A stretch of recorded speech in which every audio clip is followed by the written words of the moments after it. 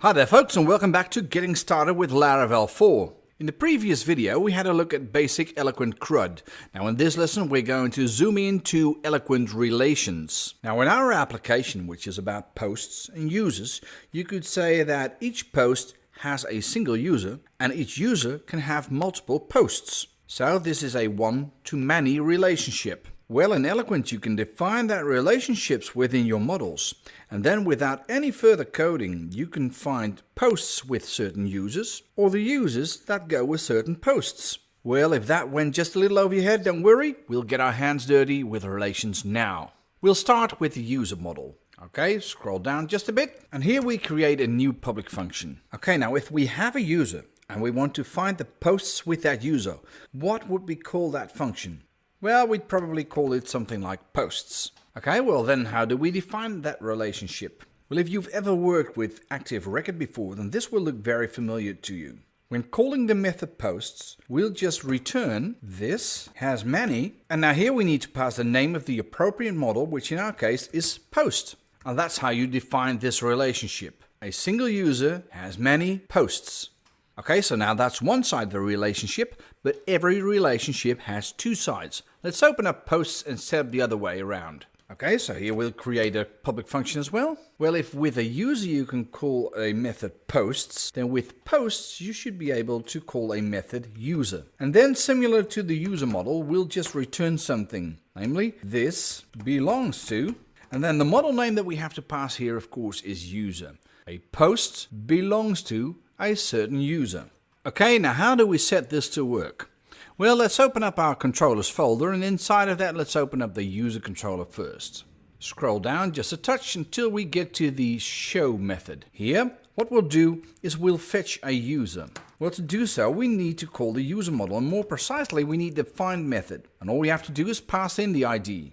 Now let's open up the associated view file, so that's user show, and see if we can also display the posts for this particular user that we've got here. Now, because we've set up the relationship between users and posts, the posts for this particular user are available in the dynamic property posts. And that means that we can also loop through them. So we'll do for each posts as post, and then we'll just close out the for each statement. And let's just list all the titles. So we'll do a list and then triple braces. And then in between we can just do post title. Now let's see what happens when we view this in the browser. There we're looking for a user with an ID of 1, and that returns joost@joostvanveen.com, and these are the 4 posts for that user. So let's see if we have any posts for user number 2. And indeed we do. Okay, so it's very easy to get multiple posts with a single user, but can we do it the other way around? Well, let's find out.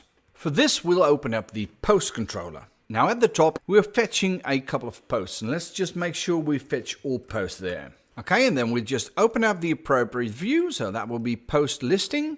And here we're looping through all the posts and displaying the post title. Now, wouldn't it be great if we could also show the email address for the author? So let's start with our triple braces. Well, if this relationship is anything like the relationship we saw before, then the user should be available through the dynamic property post user. And let's not forget the T there. So if we have post user, then all we have to do is call this property email here. Well, let's fire her up in the browser and see if that works. And sure enough, here we get all the email addresses. Well, that looks pretty efficient, but there is a catch. And that's the n+1 problem. Let me show you what's going on. If I just echo a pre-tag here, and then we'll echo something out, and that will be a die and dump of, well, all the queries that Laravel executed. And do you remember where that was? db get query log.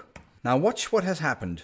Now as you see that we have 6 posts and we actually executed 7 queries. The first one is to select star from posts, which brings us all the posts. And then we loop through every post and we select the appropriate user for a single post. Now because we have 6 posts, that gives us 6 extra queries. Just think what would happen if we had 100 posts here. That would give us 101 queries, which is very inefficient. Luckily, Laravel's got you back for that with a feature called eager loading, and I'll show you how it works. So now to fix this, we need to go back to our post controller, and here we'll have to remove the all because we need to instantiate eager loading here. Right, so let's call the post model and tell it that we want it with the user. And now this string here should match the public method name. Right, so we've got user in lowercase and we've got user in lowercase here. And then of course, as a final thing, we need to actually run the query. So right here at the start, we're saying we want every post and we want it with the user. Now remember, we had 7 queries, right? Well, let's reload that page. And as you can see, we've now brought that down to 2 queries instead. And that's eager loading. Now you want to take extra special care of this in using Eloquent relationships because it can dramatically speed up your application. So then finally I would like to show you 2 more relationships which are a bit less common, but they are in Eloquent and it's good to know about them. Well, the first is one-to-one relationships. Say we have a table with phone numbers and that every user has exactly one phone number and not more than one phone number. And that one phone belongs to a single user. So we have a one-to-one relationship.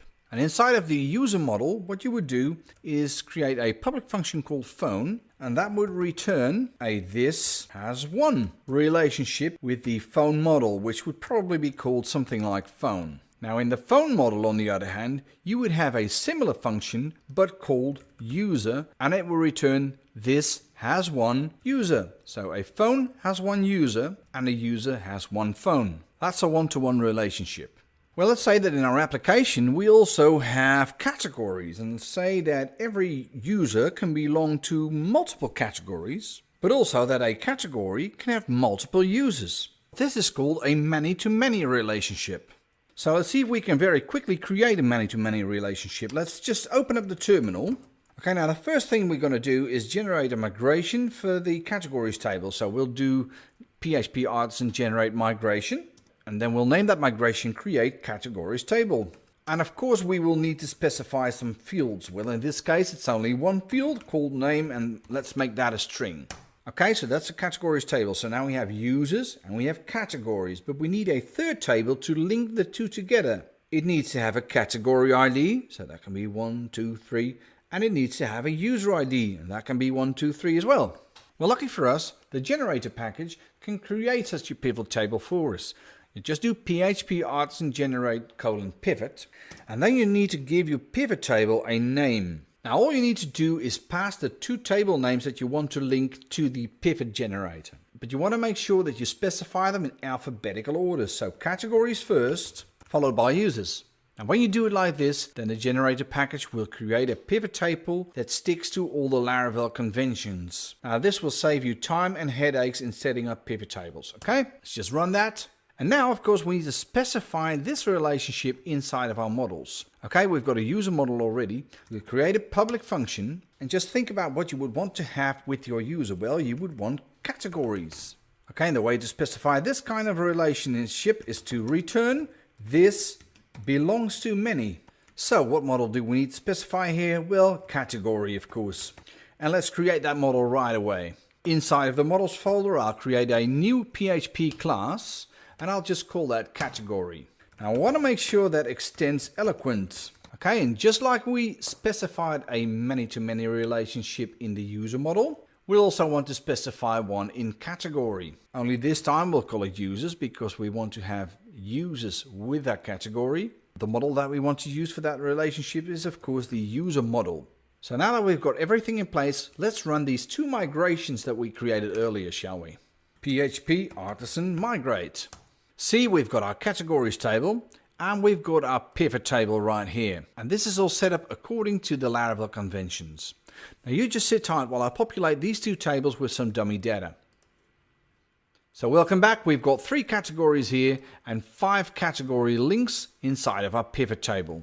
You see, user 1 is linked to 3 categories, user 2 is linked to 2 categories. Okay, let's see if we can display some of this. Go inside of your controllers folder and open up your users controller. Now here in the user model, we're already using the find method to find a certain user.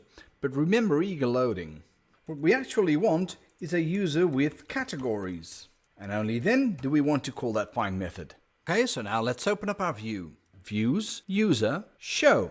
Here we're looping through all user posts and we want to do something similar with categories. So let's just copy this code here and give it a proper heading, maybe an H2, and that should say categories. Now I'm guessing we could just do for user categories as category, or cat for short. Let's just display the cat name.